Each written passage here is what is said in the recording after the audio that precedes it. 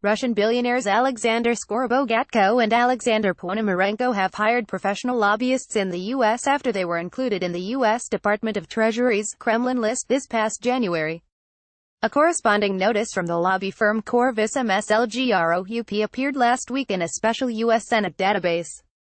The services that the company will provide to the Russian businessmen are rather abstract: business interests on behalf of Skorobogtko and Ponomarenko, and relations with the United States. The businessmen enlisted the support of the lobbyists as individuals, but in the database listings address field, Qorvis MSLGROUP wrote the location of the company TPS Property, which is owned by the holding company TPS Real Estate.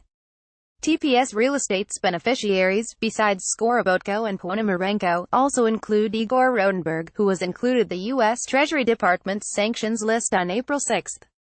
The Kremlin list, which includes Skorobogtko and Ponomarenko, may be used to prepare sanctions against Russian oligarchs.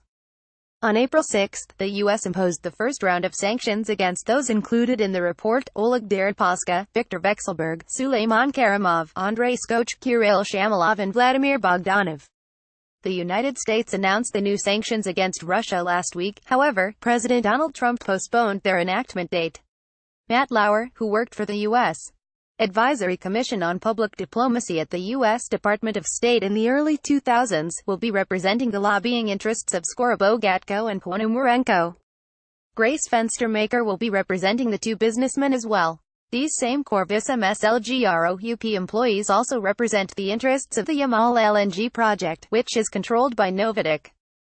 Skorobogtko and Ponomarenko are not the first Kremlin-list businessmen to try to hire American lobbyists.